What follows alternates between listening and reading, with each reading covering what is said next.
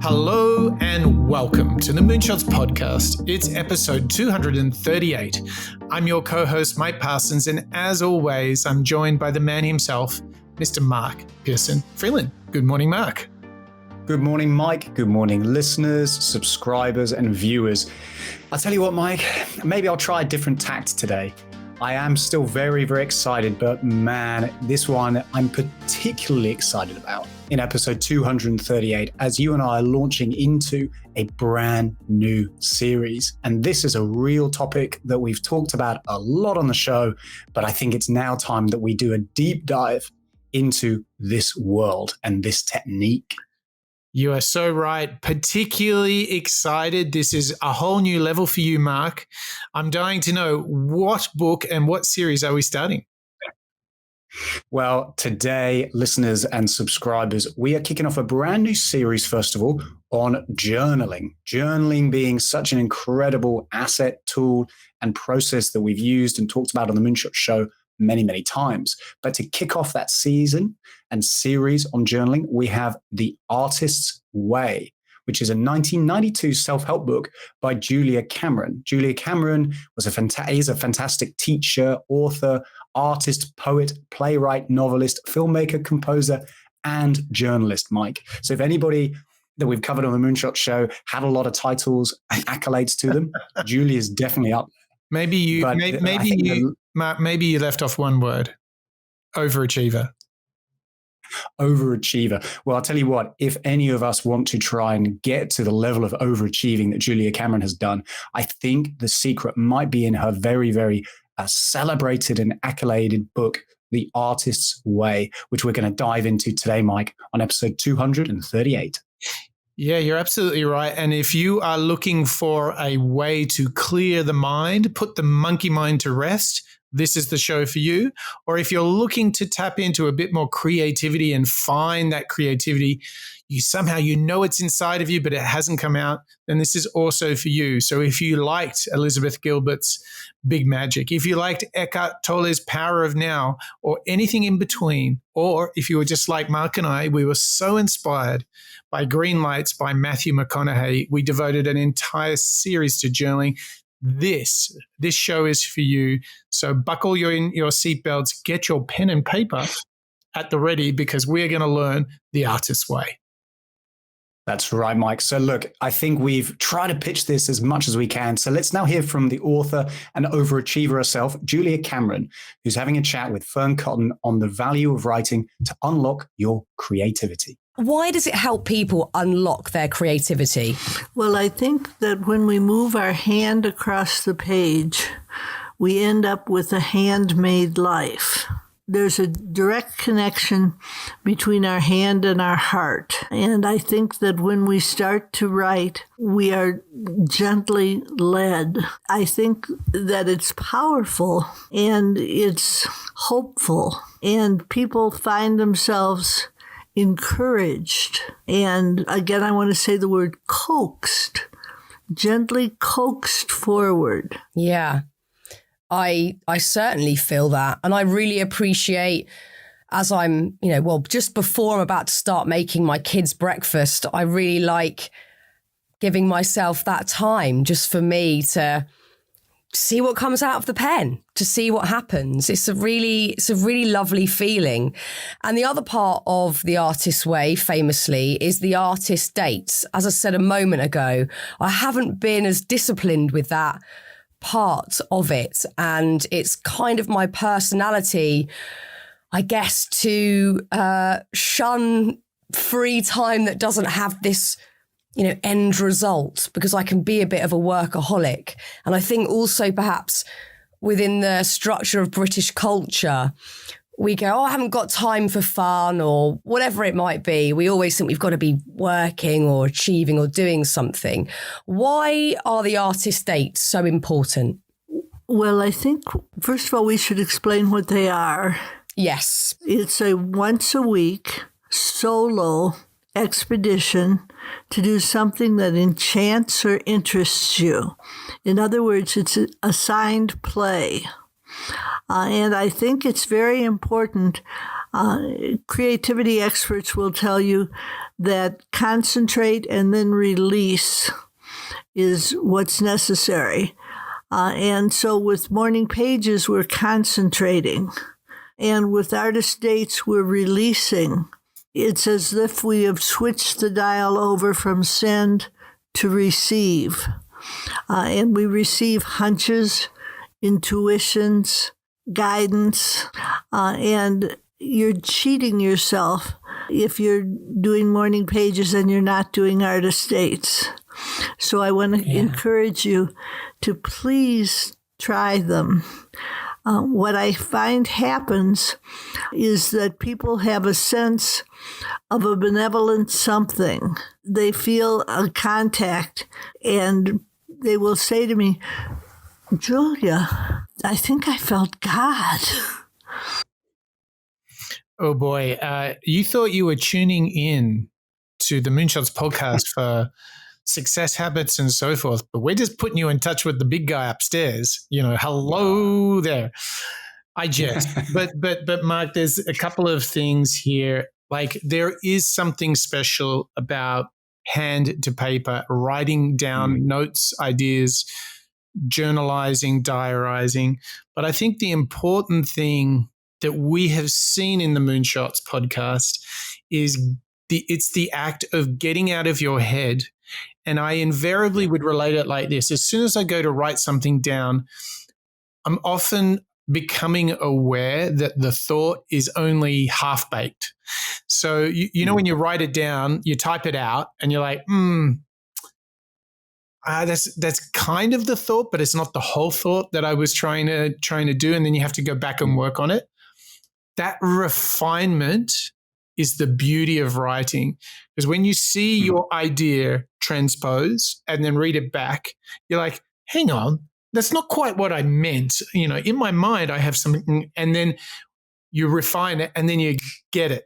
And it's when you get that aha moment, you've actually advanced your thinking. You've not just like created an artifact of what was in your mind. You've actually taken it a step further. And this is directly akin to the sharing of ideas. As soon as you have a good idea and you share it, it often, through that process of discussion, it comes back to you better. And sometimes people like, I don't understand, or some people are like, wow, that's really interesting. Have you thought about this? And then you go on these new pathways. I think the thing is, get out of your head. Don't go crazy with all this stuff cooking up in your mind. And she said something really important, like concentrate and then release. And we're going to hear about the two practices related to that. She talked about the morning pages. She talked about the artist dates. We've got a whole clip on that coming up. But I think like right now, what we need to celebrate is the purge, Mark, is the getting out of your head, get it down onto paper, type it out on your laptop, whatever it takes. Get your thinking out. Do not bottle it all up. I think this is the single greatest thing we can take from this. What do you think, Mark? Yeah, I totally agree. It is a process within a walk of discovery. Sometimes when I'm journaling, and I love your description there, Mike, around creativity, fleshing out ideas, trying to figure out how to communicate it. Sometimes when I'm referring to myself, when I'm journaling on something that maybe has been keeping me awake up at night, maybe it's a crucial conversation that I've been trying to having, maybe it's a concern that I have with something that I'm working on, I'll often write it down. And in the process of actually writing it, I'll realize, I don't really mean that. That's not the thing that I'm struggling with. It's not actually as big a deal as I thought. Instead, it's something different. Right. So this is very, very freeing. It's very, very liberating, because gradually through the process of scribbling it down, again, it can be computer, paper. I opt for paper because maybe I'm akin to Julia, this hand to heart connection. But the act of just getting it out of your head, using your word purging, then it clears that mist. And then you can start to see what it is, what else is out there. What are the things that I'm really concerned about? Yeah. Why haven't I noticed those before? Sometimes it can be quite small. That's a small actionable thing. Great. I'll go out and change it now. Yeah. Or maybe it's something bigger that you want to come back to and reflect on even further. But this act of almost creating a map and discovering it slowly over time as you explore your own, concerns. Yes. For me, it's been, like I say, quite liberating and quite exciting to do. Yeah. And I guess one thing I'd like to share with our members, viewers, and listeners is that if you're thinking about writing and you're like, where am I going to, where am I going to start on this? What I like is this like idea of prompts. And I'm not talking about Chat GPT quite here. I'm talking about journaling prompts. And I wanted to share a few good ones. For example, if you want to start writing, answer these questions. What's going on for me right now is ... What makes me happy is. If I knew I could not fail, I would. The last time I felt this way, what's not working for me right now is. And there are millions of these kind of prompts. So if you really want to like get something going, think about a prompt, think about a word that can spark you into action. And even something we've talked about, if your writing starts with only one word, that's a win, because maybe tomorrow you can do 2 and the day after 3, right? And so stick at it and clear the head. And then that's where you go to discover your creativity. There is actually another group of people who've discovered their ultimate creativity, and that's our members, Mark. Yeah, that's right. Individuals who maybe, Mike, have read The Artist's Way, or maybe they're just channeling their inner creativity and really vibing with the ideas that we're going to be discovering within our series on journaling, are our much loved and well-respected members. So please, without further ado, let me introduce Bob, Marjolaine, Ken, Dietmar, Marjan, Connor, Rodrigo, and Lisa, Sid, Mr. Bonjour, Paul, Berg, Kalman, and Joe, Christian, Samuela, Barbara, and Andre, Eric, Chris, Deborah, and Lasse, Steve, Craig, Daniel, Andrew, Ravi, Yvette, Karen, and Raoul, all of whom are our annual members. Thank you again, guys, for your continued support and membership. Hot on those heels include PJ, Nicoara, Ola, and Ingram, Dirk, Emily, Harry, and Karthik, Venkata, Marco, Jet, Roger, Anna, Raw, Nimalen, and Diana, Christoph, Denise, Laura, Smitty, Corey, Bertram, Daniela, and Mike, Dan, Antonio, Vanessa, Zachary, Brian, Katty, Austin, and Fred. Thank you so much, guys, for your continued support for the Moonshots show.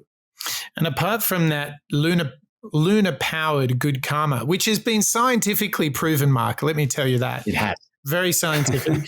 You also get a whole additional podcast from us, the Moonshot Master Series. We release it once a month. It's a huge deep dive into a theme. So it's not just one author or expert. So head over to moonshots.io, hit the members button, join in. We are so grateful for all of your support. And hopefully you'll be grateful for this next clip, because we teased this out. We talked about this idea of 2 key practices, the morning pages and the artist dates. So I think, Mark, it might be time to dive into that. Yep, let's hear a great breakdown done by Tofu Goob, who's going to give us a breakdown of those 2 areas right now. So one of the first sections in the book will introduce you to the basic tools of the book, which are morning pages and artist dates. So morning pages are 3 pages of writing whatever is on your mind. Sometimes I will find myself writing about my deepest, darkest thoughts, and other times, like this morning, I am writing about how my matcha tastes kind of weird and how that makes me sad. I personally have never in my life been able to consistently journal. Something about the book telling me to do it has really helped me become a journaler. I did it all throughout the 12-week course, and I haven't stopped since. Like, I am still doing these to this day. I find them very helpful, but I struggle to articulate why. Like, it might be because it just like empties my thoughts out of my brain every single morning, or maybe it's because it takes all of these like thoughts that are floating around in my head and like puts them concretely onto a piece of paper. I'm not sure what it is. Something about them, though, I like. I like them. They're good for me. I don't think that they work for everyone, and that's okay. I think that's kind of a theme throughout this book. Like, there's a lot of tools, lots of tasks, lots of pieces of advice. I think they give you a lot in this book so that you can kind of pick and choose what works for you, if that makes sense. So the second basic tool in the book is artist dates. And this is basically where you take yourself on a little play date, and you can really do anything as long as you are alone and without distractions. I think the goal with these is really to spend quality time with yourself and therefore your inner artist. I found these to be the hardest part of the book, hands down. Like, carving out the time to go do something just by myself was difficult, and on some weeks felt literally impossible. The way that I approached these was to keep my expectations very low. So instead of like taking myself out to an art museum, I would just go to the shop down the street and look at art there. Or I would go to a thrift store and just look at stuff with a more like artistic eye. Or sometimes I would just go on a very intentional walk out in nature and like take pictures of flowers that I liked. So much to dig into here. So like, let's just frame it so everyone knows where we are. There's like essentially two ideas, the morning pages and the artist dates. And what we heard earlier in the first clip is the idea of the morning pages being about concentrating and purging, getting it out. Yep. Whereas the artist dates are a creative opportunity to release your inner creativity. Now, I thought it would be interesting, Mark, to tackle something that she said in the clip, which is journaling every day can be hard. Let's start there. I know what she's talking about, Mark. I have to admit. Me too. It is hard, isn't it? Oh, my gosh. So let me share with you a quick breakdown on how I do my morning pages / journal. So I use an app called IA Writer. So there's many good writing apps available in the Apple ecosystem. One of the reasons I like IA Writer is it's not trying to be everything like Evernote and Notion. It's just the cleanest writing interface I've ever seen in my life. That's number one. Number two, I can use IA Writer on natively in the app on my phone, iPad, and my Mac, which means that I don't have, you know, that terrible feeling you have sometimes where you jump in and you're like, oh, I don't have the app or I can't access it on my iPhone. Yeah. And you're like, oh, okay. So there's obviously Apple Notes. That for me is just all bits of information and content. When I want to write, Mark, I go to IA Writer. It takes over the full screen. It's insanely minimal. It is just raw and beautiful, and I write. And I will generally give myself a big break, okay? We talked about the prompts, which is the subject matter earlier, so I won't double up there. What I want to do is come back to this other idea, which is I will, if I've had a busy morning and I haven't, for example, I sometimes have calls with the US at 6 a.m. So obviously, my morning routine is vastly different. If I'm then walking after that, I will dictate my journal entry into my phone, into the app. And here's the interesting thing. I don't do any grammar checks, no spell checks. I just get it out into the app. And then when I do have a morning where I've got my proper routine, I sit back and I go and clean up my old journal entries, because here's another key thing about journaling. What we discovered from Matthew McConaughey is rereading them some 3-4 months later is insanely powerful, okay? So let's come back to this thing.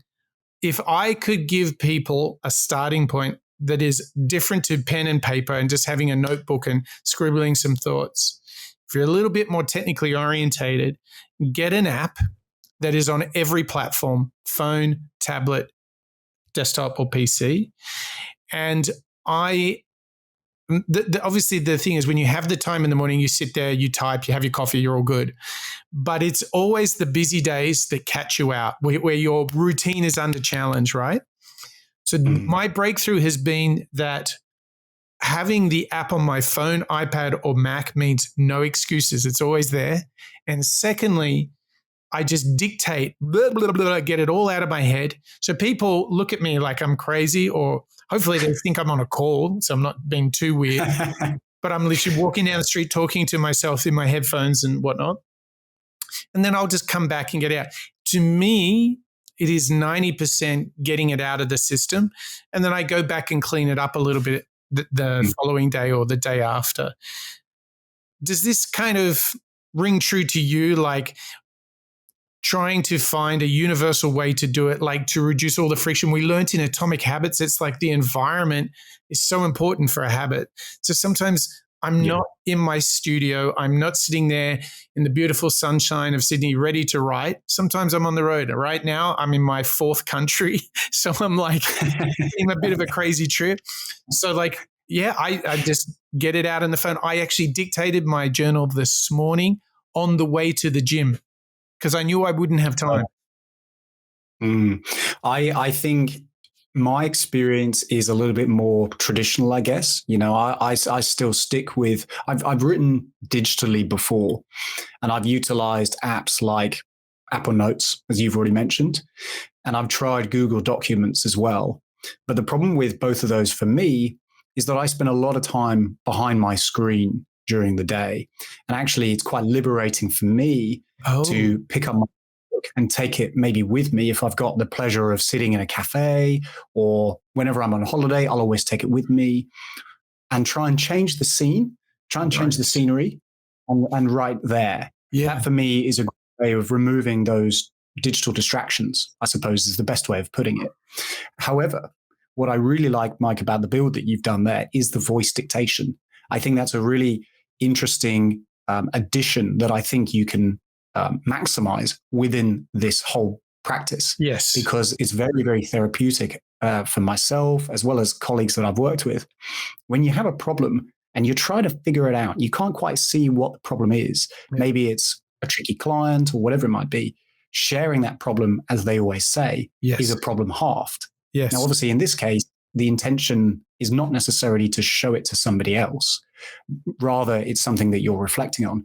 I still think that the value that you get out of sharing something that's keeping you up at night is going to be achieved by voicing it or writing it or whatever it might be. But the voicing aspect is a really nice way of maximizing your time when you're out walking the dog, going on a walk, whatever it might be. Maybe you're running. And sharing anything, any concerns or pleasures, positivity notes. Yeah. I think that's something I'm going to incorporate actually. Yes. Yeah. With the artist pages, this is about dedicating time to creative pursuits. One of the ways I try and make that easy is I buy beautiful books, right? Oh, yeah. And I buy beautiful books, not some like, if anything that we cover on the show, that's Kindle for sure. And it's only like my absolute favorites where I might get like a box set like Ryan Holiday. However, I love architecture, right? So I have a great fondness for product design. And so I have Adita Rum's coffee table book and full biography. Same with Zaha Hadid. And not only do I put them near my desk, I have this practice of leaving them open at a page in the studio. Ooh. So not just closed like normal, but I actually leave them open. So right now in my studio, I have bought a beautiful book on data visualization. Strange topic, I know, but trust me, it's cool. Love it. And I leave it open at these different visualizations to inspire me with no agenda. It's not like I'm working on a data visualization project. I'm just think it's interesting. Yeah. So see how I'm trying to bring, this is my little artist page is trying to bring that stuff to me. But I have to admit, I do agree with this clip that we just played. Structuring and making a date for creative time it's so out of the ordinary and it feels a bit odd and a bit indulgent. Like that's hard. That's really, it's really hard. I think so too. I think it is. And I must admit, the solo dates that I've done for myself where I'm going to look at or experience something, traditionally creative is quite few and far between, just because, and that's probably true for a lot of us, it's very, very difficult to fit that into your schedule. However, what I liked about that clip we just heard with Tofu Goob is the way that you can interpret creativity and how you can find it in a lot of the other aspects of your life. For example, if you're going on a walk and you're appreciating the architecture, or you're appreciating the nature, or maybe you're just appreciating a great cup of coffee. I think the idea for me that Julia Cameron's communicating with artist dates is forcing yourself, and I'm using the word force because I think it's more so important than encouraging, forcing yourself to just take time out, take time to go on a solo run, or take time to go and walk around the block and really give yourself the intentional thought to maybe find something that gets you going. Maybe it's something that, you think is kind of cute, or maybe it's something that, you're really surprised by. But the point is, I think that Julia Cameron's trying to tell us here is get something that kind of gets your heart beating so that you look at things in that different way. You're more intentional about what you're experiencing. Yes. And therefore, you're going to be able to reflect on it later. I really like it. Yeah. The other thing I really like is these days, if you want to give a review of the Moonshots podcast in the Apple Podcast app, that's really easy. But Spotify is getting a little bit better too. So you can respond to the answers, leave comments on shows now. So it's getting better. So I really do encourage our listeners, members, and viewers to jump into those respective technologies. Of course, if you're listening to this, you can come and watch this show at YouTube. If you're watching this show on YouTube, you can listen on Spotify and Apple Podcasts. But I think the key theme is we need your feedback, comments, your ideas. I think the key slogan we'd pitch you is just do it, Mark. Yeah, just do it. Get in touch with us. There's so many different mediums now and platforms that we're on. Let us know your recommendations. Let us know what gets your heart beating, and whether you're inspired, just like we are with this series on journaling, as well as many of the other shows, all 238 of them. Which are your favorites and what do you want to hear more of? Yes. So get out there, pen, paper, pigeon message, you name it. Send us a message, send us feedback. Just do it. And that theme is where we're going to next, Mark. That's exactly right. So next up, we've got Martin Sketchley, who's going to tell us a little bit more about sticking to and keeping Julia's routine. First introduced to the idea by a playwright that I really admire. His name's Sebastian Bunchkiewicz. We'd been at a writing workshop at a place in Scotland called Moniac Moor. This is a really lovely place. If you get a chance to go, I'd really recommend it. We were at the end of the course. He was one of the tutors, and just he was preparing to leave, standing there with his suitcase and his coat on. He mentioned morning pages, then showed us his notebook that he uses. And he pointed to the lines and he said, "These are the bedrock of everything I've done." And I thought, blimey, I'll have some of that. We all crowded round and had a look at these scribbled lines, and someone had noticed he'd written, "And so it goes," over and over again a few times, and sort of asked him, what was that all about? And he said, well, if I'm writing my morning pages and my mind goes blank for a moment, I just kind of write, "And so it goes," over and over again until something else clicks in. And this is because one of the most important aspects of writing morning pages is that you don't stop. You just keep the pen or pencil moving across the page. You don't stop. You don't think. You just write. And the thing is, it's easy to say, you just keep writing. But what I discovered is that this isn't actually that easy, especially when you're first starting to do morning pages. We're so used to thinking about what we're going to say and what we're going to write and how we're going to say it that we automatically censor ourselves without realizing that's what we're doing. A lot of people also worry about the fact that, if someone might find this writing and read it, and, well, what then? They're going to judge us, ridicule us, what? This is all part of being too concerned with what other people think and letting that fear influence what we do. Morning pages are a chance to release ourselves from these kind of constraints. But this is something that we have to learn to do. I recently introduced the idea of morning pages to a writer I'd met, and she said, "I didn't know where to start." And I said, well, that's where you start, by just writing that you don't know where to start. And then you just see what comes next. You just let your mind be free. just let go and follow the writing. It's this letting go that can be difficult, giving yourself permission to write absolutely anything, because it's just not something we're really allowed to do in life. It's this freeing up that makes it a journey of self-discovery. We're not controlling. We're not consciously creating. We're just kind of really along for the ride. It's important not to get too hung up on this being of any value as well, because it might not be. Writing these pages, that you're not actually in the process of making something, but it can be cleansing and outpouring. Don't forget that this is private writing that's just for you. You can say anything you want, anything. And it's the real benefit comes from those unexpected words. When you learn to let go, writing morning pages really is a bit like meditation. It doesn't matter if they're repetitive or trivial or don't seem important. You just do it. As Julia Cameron says, there's no right or wrong way to do them. I guess another way of looking at that is the fact that however you do them is the right way for you. You just do it.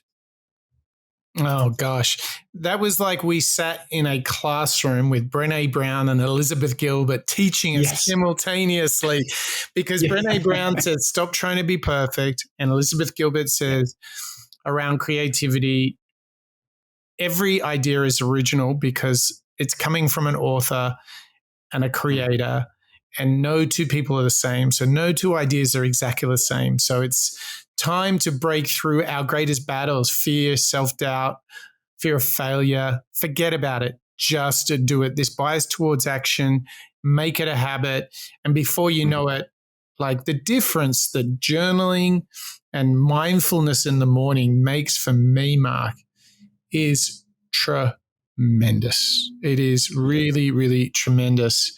And once you start getting used to expressing yourself in a journal or in your, your daily pages, the thing is, you'll get so addicted to it, it's going to feel incredibly odd when you haven't done it. So when I've been traveling, I've missed 1 or 2 days, literally because I've skipped days on the calendar or gone backwards in time. You know what it's like, Mark, when you travel from the southern to the northern hemisphere. It's like Inception. Here's the interesting thing: like when I have missed a day, I'm like, oh my gosh! Like it's so unusual now for me to miss a day, and it's like so important. And sometimes I can really get after it, right? Like write pages. Other times I'm like, I'm going to have a good day today, or I've got a huge event today. I'm super focused. I will succeed. And that's it. That's all I wrote for that whole day. Yeah. It can be super short, can't it? For me, the area that sticks out in that great clip we just heard is this idea of censorship and being worried about what people might say or think if they were to read your notes. Yes. And that's obviously, I think, probably quite a common concern for a lot of people who are writing. And for me, what I've really found through the act of journaling is that sense of freedom that comes when you do set yourself away from your presumptions on what you should or shouldn't be writing. This idea of censorship, for me at least, has lifted. And what I've found through the act of being able to, take time and write down a few pages each day is an elevated sense of confidence. Yeah. And an elevated sense of being able to communicate what it is that I'm trying to say or do to other people. Because without having, purged and without getting all those cobwebs out of my head, those distractions, I find it very, very challenging sometimes to really focus my full attention on a particular task or deliverable, or even a conversation, perhaps. So once I've managed to get everything down, on paper or on screen, or voice dictations, whatever it might be, whatever medium it might take, it then allows me to feel more grounded, more comfortable, more able to give an individual or a task my full attention, because I felt less censored and I feel less worried about what it is that I'm trying to hide from other people, because the truth is everything's down on paper. So there's nothing else for me to hide, yes, which is a great relief, isn't it? It's like taking off a heavy weight. Oh, totally. And that's why there's a sense of peacefulness that can come from your writing. Plus, what you alluded to is when you achieve that sort of calmness, that is the perfect environment for your creativity, expression, and ideas to come out.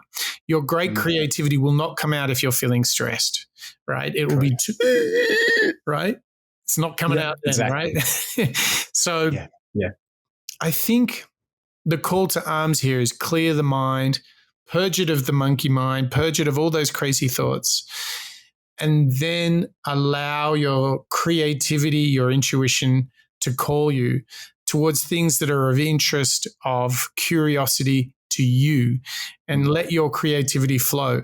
I think the lesson here, though, is if you don't really get into this idea of artist dates or morning pages, either way, you might not purge or you might not allow that creative potential to come out. So as bonkers as it sounds, create the creative outlets, expressions, the formats that will encourage you, give you the permission that this is a moment that you can be creative because you've kind of cleared the head. So now you can be creative. Do these things. And I think there's enormous liberation. I mean, you said it, you feel more confident. And when you feel more confident, all of those things get better. Your reflections get better. Your creativity gets better. And you can go, I truly believe this is from a mindfulness perspective and mindset perspective. We are getting you on a path towards doing the things that you should be doing, not just thinking, searching for where you can be good, but finding the forum for where you can be great, where you can find purpose, where you can find reason and meaningfulness in your life, because it is all about getting it right up here, isn't it? Yeah, it is, isn't it? This idea of ownership, I think, has really come through in the clips that we've heard so far. This idea of taking that control, isn't it? And we've got another clip, Mike, that we're actually going to, sadly, I should say, close the show on, because I've really enjoyed everything that we've learned so far, is going to be coming from Julia again, who's now talking to Russell Brand. And this next clip, I think, is a really great demonstration on being able to take control and seek out the things in your life that you really, really love. We're in this extraordinary time. You've already sort of brilliantly metabolized, and I would say, sort of created so much original content. But it comes in from your description, at least, from a place of spiritual awakening and spiritual journeying, but it's specifically applied to creativity. How do you consider that these ideas can be applied now that we find ourselves in a very particular moment, in a moment of, isolation, a moment of anxiety and fear? How do you think that this work and the principles of recovery and the principles of the Artist's Way and your other work apply in this very unique time? I think actually it's a wonderful window for creativity. Many of us are sort of trapped indoors. We're restless. We're feeling claustrophobic, and we're feeling that events are beyond our control. And what we do have control over is taking the pen to the page and writing 3 pages of how we feel and what we care about. And I think there are many tools in the book of The Artist's Way beyond morning pages, although that's the bedrock tool. And I think as you do those exercises, I'm thinking now particularly of one which is numbering from 1 to 25 and listing 25 things that you love. And you can't actually go on an artist date right now, but you can recall the things that you loved. And as you recall the things that you loved, you gain confidence, and you gain security, and you gain enthusiasm, and you gain, hopefully, a little bit of frivolity. And right now we desperately need frivolity. What a sweetie, right? What an absolute sweetie.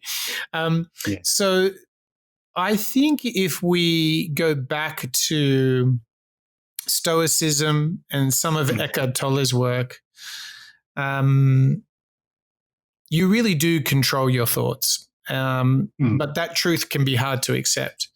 You might not control the things that happen around you and to you, but you can control how you think about them, how you react to them, and how you choose to respond to them. And in the end of the day, if you have your thoughts and your faculties, you can always get out pen and paper and start writing. Whether life is good, bad, or otherwise, you can do this, right? Yeah. Isn't it funny?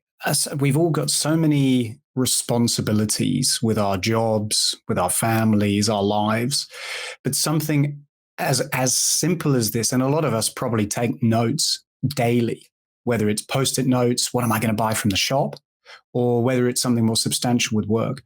We all do this type of activity pretty much every day, regardless. All that we're trying to, I think, uncover, and what Julia's calling us out on here, is utilize that medium and really focus on the things that matter to you. Really call out those things that are making you feel overwhelmed, or call out the things that you're really enthusiastic about. You know, Mike, I'm calling back to our series on happiness, actually. And I know that the Dalai Lama book was really focused on thinking of happiness as a muscle and something that you've got to keep trained. Yes. I believe that where Julia, I think one of the things that we can learn from that last clip that we just heard from Julia there about listing, you know, your top 25 things you love is an exercise in gratitude, and is an exercise in being able to notice and reflect on those things that when you are then out and about, you're on your artist date, or maybe you're just on a work trip and you're traveling to 4 or so countries, you're able to look around and think, I appreciate this. Yeah. And that's such a wonderful, I think, freedom that comes with working on yourself and working on understanding and learning about yourself, taking ownership of what are those things where I'm really good and what are the things that I want to get a little bit better at. It's so freeing, isn't it? And so empowering when you take the time to delve into that, reflect on it, and put it into practice when you're next out and about and you start noticing things. Yeah, it really is. It's, you know, I think however you choose to write, however you choose to express yourself, to clear the head and to be creative, it is like an ancient art that we can always return to get ourselves sorted. And I think that for many of our listeners, I'm going to imagine that they have some sort of knowledge worker job. And we are processing so much. To what you mentioned just then, we are processing directly what we're working on, the relationships around. So if you've got the functional work, the behavioral, collaborative teamwork stuff around it, then you've got, oh, hey, I should probably be thinking about other stuff more mid and long term in terms of my work. Then you're thinking about what skills you need to develop for work. Then you're thinking about your friends and keeping in touch with them, organizing in everyone's busy lives time to get together. Then you think about your family, your direct family, whether you have partners, children, parents, you've got obligations there, your wider family. Then oh, by the way, you've got your health. If you think about the myriad of things that you process, and I'm journaling about my health, about insights into diet or exercise, right? That's a lot to process. So just to consider what is required, what can go into your morning pages is all those topics.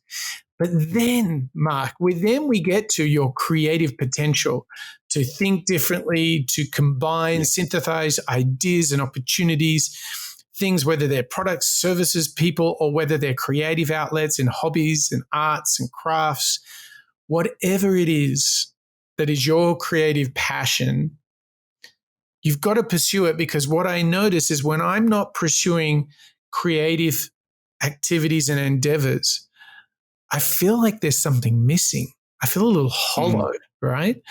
Yeah. So you need to clear the head. You need to, unlock that creativity.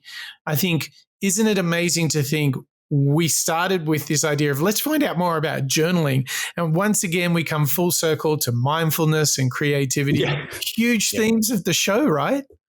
I know. Yeah. And ownership as well. Yes. You know, this ability, Jocko Willink would probably be high-fiving Julia Cameron right now, because this is so demonstrated within his work as well. Just take control, take ownership, and just start doing it.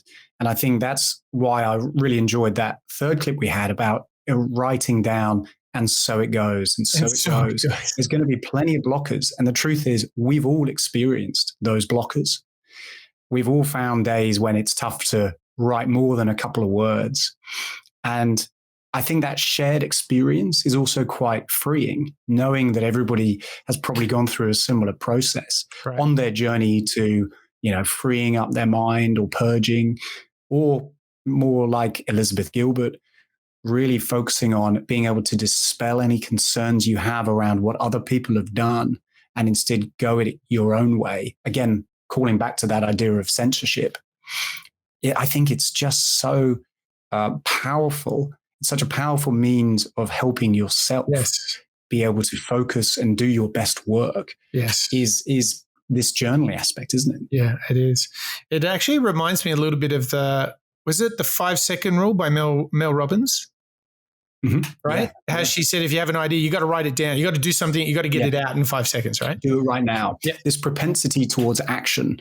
We've heard from Brené Brown with Stepping in the Arena, with Mel Robbins. Mel Robbins, that was a fantastic series that was really action orientated.